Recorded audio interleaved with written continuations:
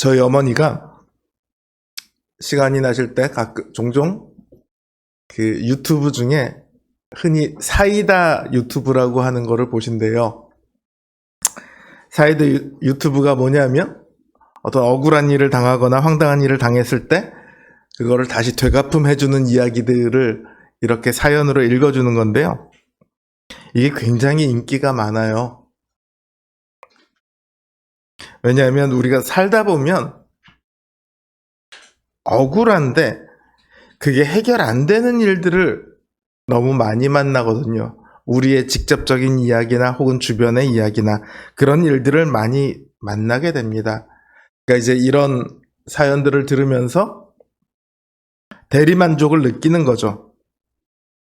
그거 진짜 듣다 보면은요, 속이 뻥 뚫립니다. 아, 통쾌해요. 그런데 한편으로는 불편해요. 목사로서, 신자로서 불편함을 느낍니다. 왜냐하면 그런 사이다 유튜브에는 용서가 없어요. 원수 갚음만 있습니다. 네가 나한테 이렇게 했어? 그럼 너도 당해봐야지. 네가 더 크게 당해봐야지. 그게 이 스토리의 기본적인 배경이에요.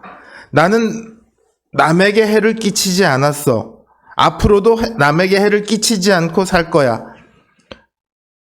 반대로 남에게 해를 받고 싶지도 않아. 그러니까 나에게 해를 끼치는 사람은 더 많이 해를 받아야 해. 이런 마음이 기본적으로 거기에 깔려 있는 거죠. 그런데 정말 우리는 남에게 해를 끼치지 않고 살아갑니까? 나에게 해를 끼치는 사람은 나쁜 사람이고 나는 좋은 사람입니까? 어떤 사장님이요, 자식들을 두고 한탄을 해요. 호부 밑에 견자 없다는데 내 아들들은 다 왜 저런지 모르겠어. 아빠가 한탄을 합니다. 아들들은 아무 말 못하고 고개만 푹 숙이고 있죠. 그때 이 사장님의 아내분이 한마디 하십니다. 자식들이 호랑이가 아니라면 애비도 호랑이가 아닌 게지. 자신이 괜찮은 사람이라고 생각하면 다른 사람들을 낮게 보게 됩니다. 저 사람은 왜 저래? 저 사람은 왜 저렇게밖에 못한대? 이렇게 생각을 하게 되는 거죠. 자신이 남에게 해를 끼치지 않는다고 생각하니까 나에게 해를 끼치는 사람을 용서하지 못해요. 나에게 해를 끼쳤어? 그럼 너는 거기에 대한 벌을 받아야 해.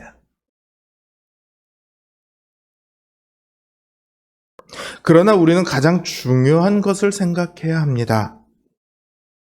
그것은 우리가 하나님 앞에 죄인이라는 사실입니다. 우리는 우리가 지은 죄가 별로 그렇게 중하지 않다고, 무거운 죄가 아니라고 생각하는 경향이 있습니다. 사실 그 말이 맞아요. 통계학적으로 봤을 때 기독교 신자들의 범죄를 저지르는 그 범죄율이 비신자에 비해서 3분의 1밖에 안 된대요. 기독교인들이 굉장히 죄를 적게 지어요. 그리고 무거운 죄를 잘 안 져요. 가끔 가다가 크게 저지르는 사람들이 있긴 하지만 별로 죄를 짓지는 않습니다. 그런데요, 로마서 1장을 보면 그 20절부터 32절까지 하나님의 진노를 받을 죄에 대해서 기록하고 있어요. 그 중에는요, 누가 봐도 사형을 받을 만한 그런 죄들이 있어요. 살인 같은 죄들.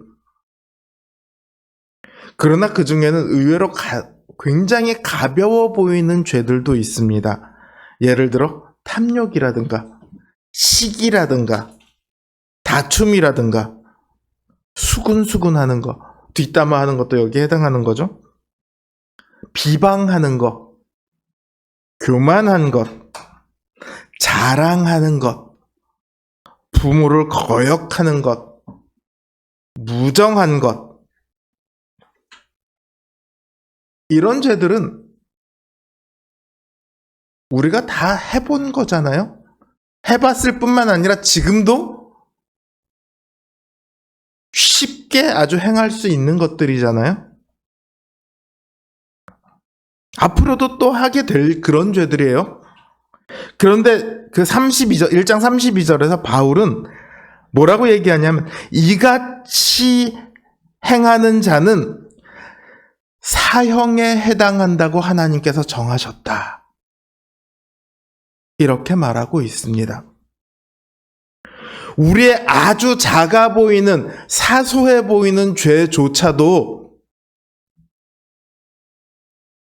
하나님의 진노를 벗어날 수 없으며 영원한 형벌을 받아 마땅한 죄라는 거죠.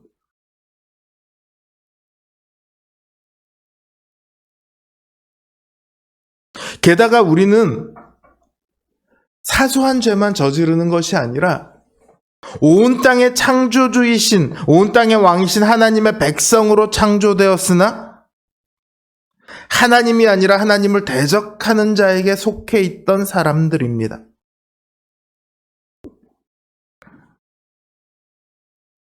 하나님이 아니라 사탄에 소속되어 있었으며 하나님의 백성이 아니라 죄와 사망의 종이었습니다. 하나님의 입장에서 보면 반역자, 그 수괴인 사탄을 쫓던 무리라는 거예요.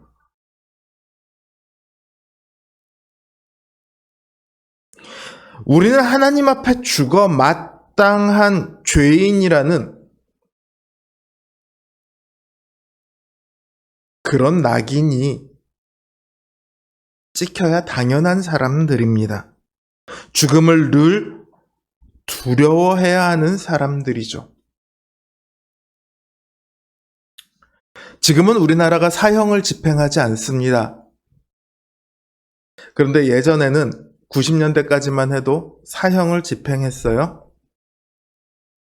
사형수들은 저 과천에 있는 서울구치소에 수감됩니다.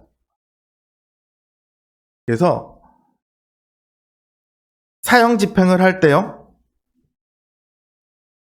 사형 집행장으로 가는 길이 이렇게 쭉 가다가 오른쪽으로 가면 면회실로 가고요, 왼쪽으로 가면 사형 집행장으로 가요. 근데 이 교도관들이 사형 집행이 있을 때 몇 번 사형 집행 이렇게 부르지 않아요. 1078번 면회 왔어요. 이러고 부릅니다. 그리고 가다가 오른쪽으로 꺾으면 진짜 면회인 거고, 왼쪽으로 꺾으면 사형 집행인 거예요. 그러니까 교도관이, 이 사형수들은 교도관이 면회라는 말을 하면 그때부터 발발발발 떨기 시작합니다. 그리고 그 통로를 거의 교도관에게 끌려가다시피 해서 가서 오른쪽으로 딱 꺾는 순간 제자리에 푹 주저앉는데요. 온몸에 힘이 풀려서. 그렇게 면회를 갔다 오면 원래 면회가 하루에 한 번밖에 안 되거든요. 두 번째 면회가 혹시라도 불릴까? 그 순간부터 다시 또 두려워지는 거예요. 언제가 제일 행복하냐면 오른쪽을 딱 꺾은 그 순간부터 면회하고 있는 딱 그동안까지만 그나마 마음이 편하대요.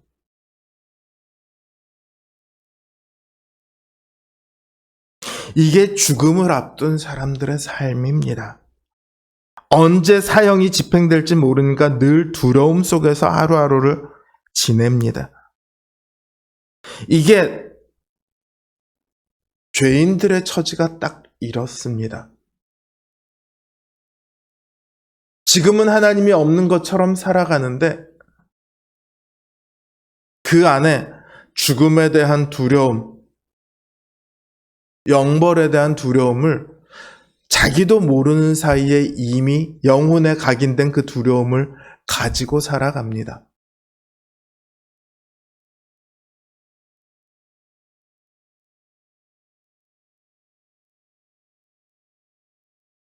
그러나 지금 여기 계신 우리 모두는 더 이상 하나님의 형벌을 두려워하지 않습니다. 하나님의 진노 아래 신음하지 않습니다. 왜 그렇습니까? 우리 구주이신 예수 그리스도께서 계시기 때문입니다. 하나님께서 우리를 살리시기 위해 독생자이신 예수 그리스도를 보내셨습니다. 독생자라는 말 뜻을 아세요? 독생자 무슨 뜻일까요? 남동환 씨? 우리 중에 학력이 제일 높은 남동환 씨? 독생자의 원소 기호는? 독생자라는 말 뜻이 뭘까요?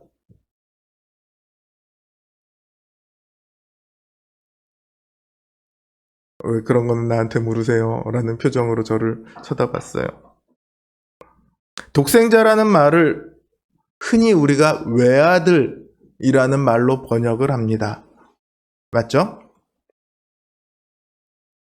외아들이란 말은 아들이 하나라는 말이잖아요.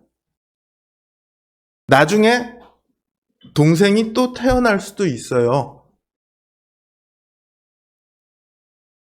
예전에는 아이들의 사망률이 굉장히 높았습니다. 첫째 애가 태어나서 애가 하나밖에 없었는데 이 아이가 죽고 슬퍼하다가 둘째가 동생이 태어나서 그 동생을 키우고 뭐 이러는 경우들이 많이 있었죠.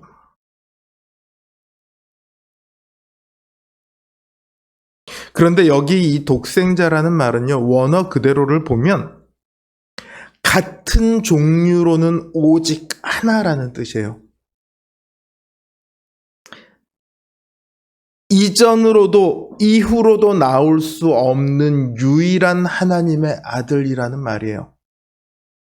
하나님께서 외아들을 우리를 위해 보내주셨고 하나님께서 외아들을 우리를 살리기 위해 죽으셨다 이렇게 말을 하면 그 다음 아들이 있을 수도 있겠지만 그게 아니라 이후로도 이전으로도 있을 수 없는 영원이라는 시간을 통틀어 오직 유일하신 단 한 분, 그 아들이신 예수 그리스도를 우리를 살기 위해 세상에 보내셨고 우리를 살리기 위해 십자가에 죽게 하셨습니다.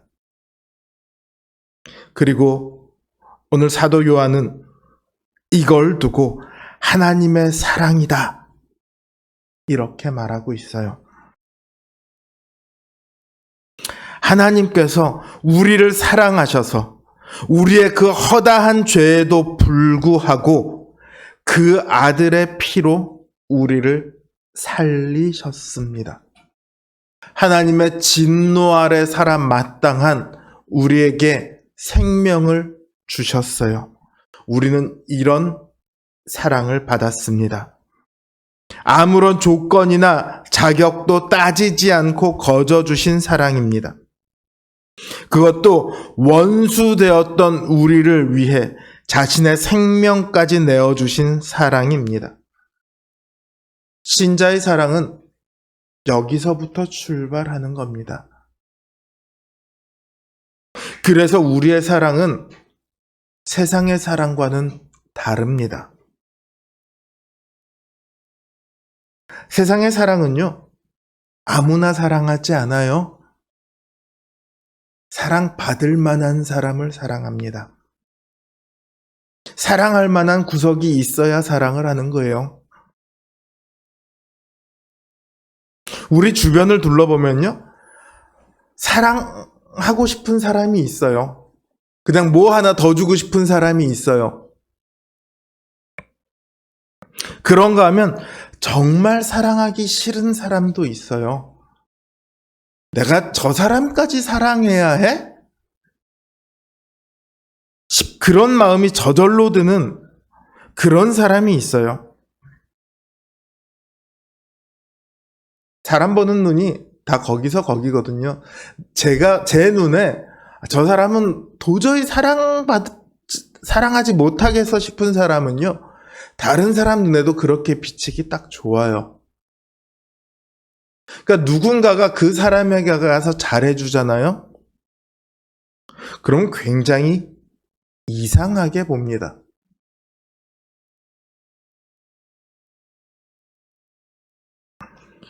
그 사람에게 호의를 베풀면 이상하게 볼 뿐만 아니라, 야, 그거 하지 마, 이렇게 말려요.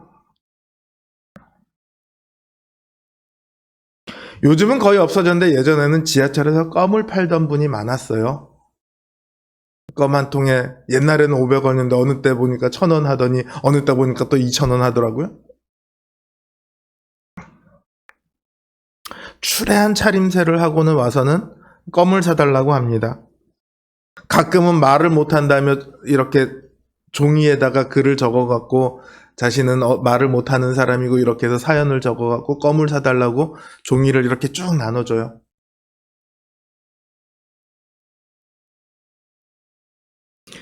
그분들에 대한 소문이 많았어요. 그분들이 퇴근할 때는 옷 갈아입고 벤츠 타고 집에 간다. 그분들이 강남에 건물을 갖고 있다더라.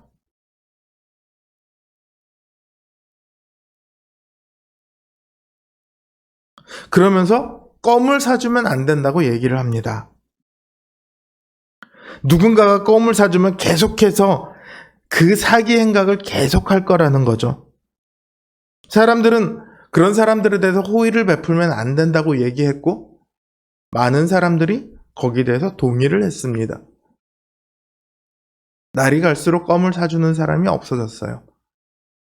그래서 요즘에 껌 파는 분들이 없는지도 모르겠어요. 그런데 만약 주님께서 여기 대해 조언하신다면 뭐라고 하실까요? 저 사람들 건물 있는 사람들이니까, 건물이 있을지도 모르는 사람들이니까 너 껌 사주지 마, 이렇게 말씀하셨을까요?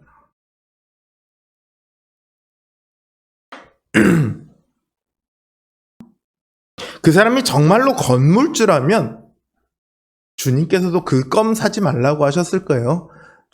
그건 어리석은 일이거든요. 그런데 정말로 그 사람이 건물이 있는지 없는지 우리가 압니까? 알 수 있나요? 그 사람을 미행해서 그 사람의 자기 소유의 건물로 들어가는지, 그래서 그 건물 등기부 등본을 떼어봤나요? 우리는 몰라요. 단지 소문만 있을 뿐이에요. 법정에서도요, 누군가에게 유죄를 내릴 때는요, 이러한 증거, 이러한 증거, 이러한 증거를 봤을 때 충분히 의심할 만해, 그러고 유죄를 내리지 않습니다. 이러한 증거나 상황들을 봤을 때 이 사람이 하지 않았다는 어떠한 의심도 들지 않게끔, 아무런 의심도 들지 않을 정도로 증명을 해내야지만 유죄를 선언합니다.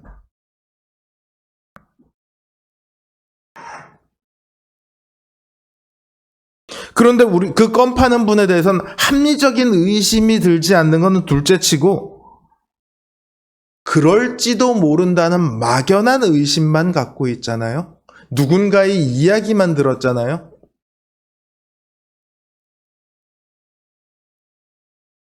저는 주님이시라면 껌을 사주라고 하셨을 것 같아요.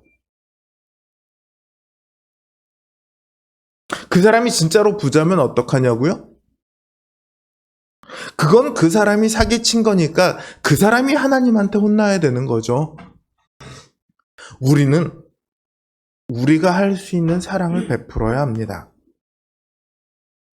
그 사람이 돈이 많을 것 같은 의심이 들건 말건, 그 사람이 사랑받을 만한 자격이 있을 것 같건 말건 그것과 상관없이 우리는 우리가 받은 사랑대로 사랑하면 됩니다. 주님께서 우리한테 너 사랑받을 만해? 이렇게 묻지 않으셨어요. 어떤 자격을 따지지 않으셨다고요. 예전에 이순재 씨가 보험 광고를 했던 것처럼 묻지도 따지지도 않는 그런 사랑을 우리는 받았습니다.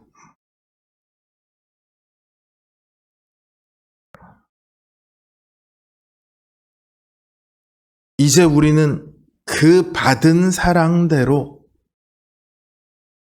사랑해야 합니다. 우리가 주님께 받은 그 사랑대로 사랑하기 위해서는요, 가장 먼저 긍휼히 여기는 마음이 있어야 되거든요. 긍휼은 단순히 그 사람을 불쌍히 여긴다는 게 아니에요. 그렇게 따지자면 나보다 더 좋은 환경에 있는 사람들 불쌍히 여길 수 없겠죠. 그 사람의 자격이나 조건이 긍휼을 받을 만해서가 아니라 그저 그 사람이 지금 어떤 이유로든 아파하니까, 그래서 같이 아파하는 것, 이게 바로 주님의 긍휼입니다. 죄인들을 사랑하신 그 긍휼이죠. 주님은 우리한테 너희들 죄 지었잖아, 그러니까 아파해, 그게 맞는 거야. 죄 지었으니까 배고파해, 죄 지었으니까 두려워해, 이렇게 하시지 않으셨어요. 죄인이었던 우리가 아파한 것을 함께 아파하셨고, 배고파할 때 함께 줄이셨고, 슬퍼할 때 함께 슬퍼하셨습니다. 우리가 행할 긍휼은 이런 겁니다. 그 사람의 아픔을 나의 아픔처럼 여기는 것. 나보다 돈 많은 사람도, 나보다 성공한 사람도, 혹은 나랑 별로 관계가 없는 사람도, 그 사람이 아파하니까 함께 아파하는 것.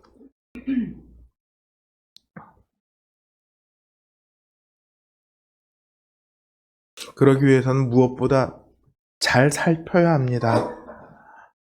이 사회는요, 아프다는 말을 하면 안 되는 그런 사회처럼 되어가고 있어요. 아파도 적당히 아픈 것까지만 딱 티를 내요. 그 이상 티를 낼 수가 없어요. 다들 잘하고 있는 이야기, 잘된 이야기들만 합니다. 아픔이나 슬픔이 혹시라도 드러날까봐 묻어두고 살아갑니다. 그런 이야기를 하는 자리가 있으면 안 가려고 해요.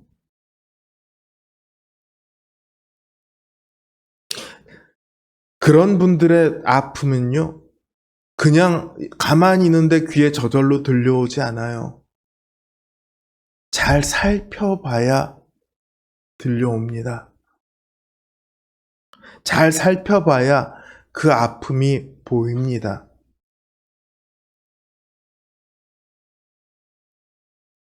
잘 들여다봐야 그 슬픔이 비로소 와 닿습니다.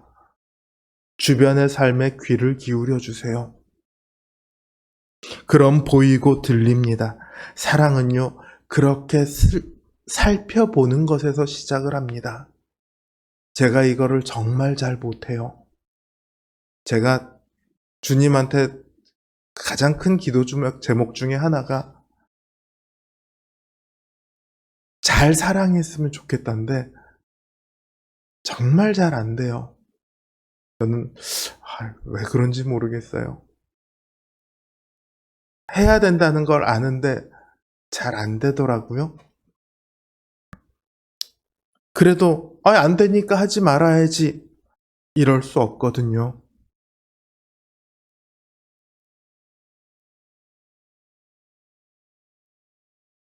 여러분들 주변을 잘 살펴보시기 바랍니다. 지금 내 옆에 있는 사람 혹은 한 자리 건너 있는 사람 살펴보십시오. 그리고 그 다음으로 가서 그 사람의 편이 되어 주십시오.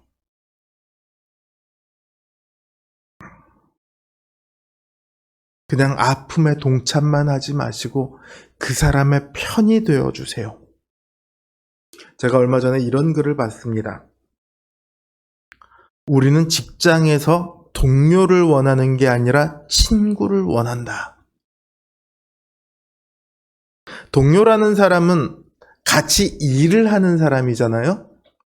그러니까 일을 하다 보면 서로 안 맞을 경우도 있고 다툴 경우도 있고 그래요. 그런데 같이 일만 하면 동료예요. 직장에서는 그 사람들이랑 같이 하는 거죠. 그렇죠? 근데 많은 사람들은 내 마음에 들고 나를 좋아해주고 나를 위해주는 사람을 찾아요. 친구를 찾는 거죠.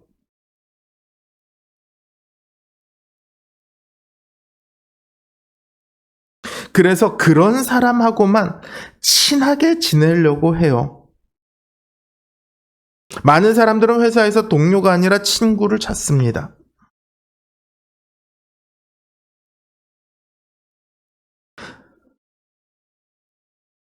친구가 나는 여기도 친구가 있고 저기도 친구 있고 저기도 친구가 있으니까 회사에도 너 친구가 있었으면 좋겠어.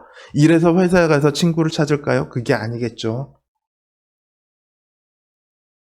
심지어 회사에서라도 내 편이 되어줄 사람을 찾고 싶은 거예요. 그냥 서로 일만 해야 하는 것이 맞는 그런 회사에서라도 내 편이 되어줄 사람을 찾고 있는 거예요.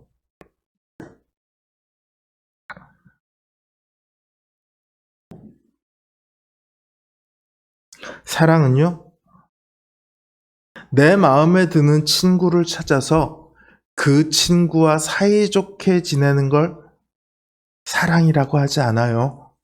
그건 누구나 하는 거죠. 사랑은 내 편을 만드는 게 아니라 가서 그 사람의 편이 되어주는 겁니다. 마음에 안 드는 사람이라 할지라도, 때로는 나에게 해를 끼쳤던 사람이라 할지라도, 생판 처음 보는 사람이라 할지라도, 가서 편이 되어주세요. 아파하는 사람들에게, 도움이 필요한 사람들에게, 누군가의 지지가 필요한 사람들에게 가서 편이 되어주세요. 그게 바로 주님께서 하신 사랑이에요. 그리고 마지막으로 무엇보다 사랑을 하는데 아끼지 마세요. 주님을 사랑하는 것은요, 주님께서 우리에게 주신 유일한 계명이에요. 이 주님의 계명을 지키는 일에 핑계가 있을 수 없습니다. 상황이 안 돼서 사랑하지 못했어요. 조건이 안 돼서 사랑하지 못했어요. 이런 말들은 전부 자기 합리화일 뿐이죠. 아니, 자기 합리화도 시킬 수 없는 그런 변명일 뿐입니다. 그건 그냥 내가 사랑하지 못했다는, 그 사람을 사랑 못할 뿐만 아니라 주님조차도 사랑하지 못했다는 자기 고백일 뿐입니다. 왜냐하면 주님께서는 나를 사랑한다면 가서 네 곁에 있는 가장 작은 사람에게 해라. 나를 대하듯이 해라. 그게 내 사랑을 갚는 길이다. 이렇게 말씀하셨거든요.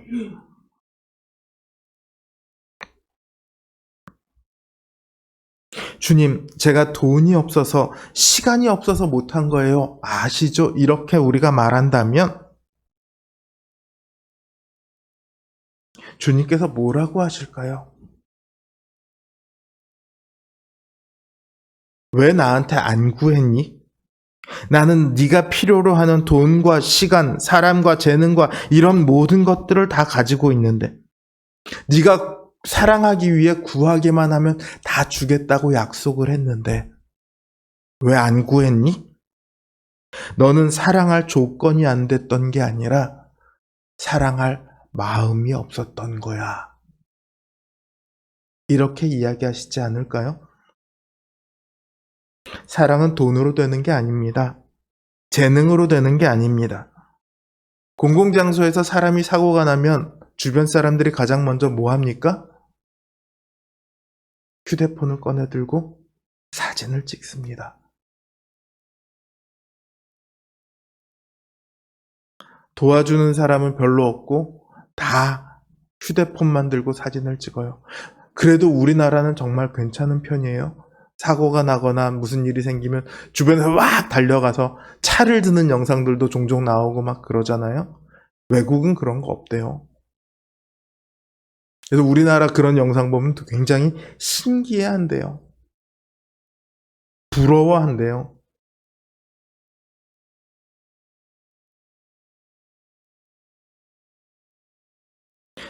누군가를 돕는 게 참 어려워졌어요. 도우려면 시간도 들여야 하고 돈도 들여야 하고 재수 없으면 또 도왔는데 오히려 안 좋은 결과만 남는 경우도 있어요. 그래서 요즘은 남을 도우면 바보라고도까지도 합니다. 근데 적어도 우리는요, 사랑하는 일에 있어서는 바보가 되어야 합니다. 주님께서 우리에게 가르치신 사랑은요, 자기를 내어주는 사랑입니다. 목숨까지 주는 사랑입니다. 이런 사랑을 위해서 가장 필요한 것은요, 돈, 시간, 이게 아니라 마음이에요. 사랑은 감정으로 하는 게 아니라요, 의지로 합니다.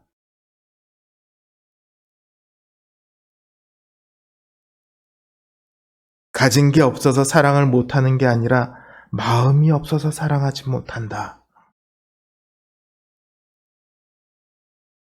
마음이 있으면 주님께 구하시면 됩니다. 그러니까 아낄 필요가 없어요. 주님, 지금 내가 저 사람을 돕는데 내가 가진 돈은 없는데 주님 어떡하죠? 저 사람 지금 이렇게 도와야 될 것 같은데 얼마든지 기도할 수 있어요. 그리고 내가 지금 있는 거 얼마 안 되지만 그거라도 털어줄 수 있어요.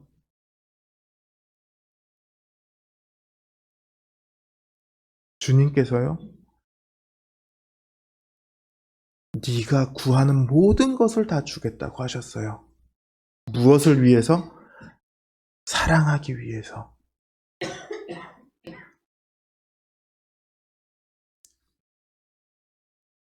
주님께서는 내가 너희를 사랑한 것 같이 너희도 서로를 사랑하라 말씀하셨습니다. 우리에게 주신 유일한 계명입니다. 주님을 증거하는 것이 유일한 사명이라면 서로 사랑하는 것은 유일한 계명입니다. 우리는 이 계명에 순종해서 주님을 사랑하듯 서로를 사랑해야 합니다. 사랑의 큰 원칙 두 가지. 주님께서 사랑하시는 것처럼 사랑해야 하고요. 주님을 사랑하는 것처럼 사랑해야 합니다. 그때 우리의 모습을 통해 하나님의 사랑이, 주님의 사랑이 이 땅에 그 모습을 드러내게 됩니다. 그리고 그 모습을 통해 사람들이 비로소 하나님의 사랑을 알게 될 겁니다. 하나님은 사랑이십니다. 우리가 더 많이 서로에게 귀 기울이고 더 많이 사랑으로 다가가 편이 되어주고 더 많이 사랑으로 아낌없이 내어줄 줄 알 때 우리 안에 하나님의 사랑이 온전히 나타날 것입니다. 하나님의 사랑 안에 날마다 거하는 저와 여러분들 되시길 주님의 이름으로 기원합니다.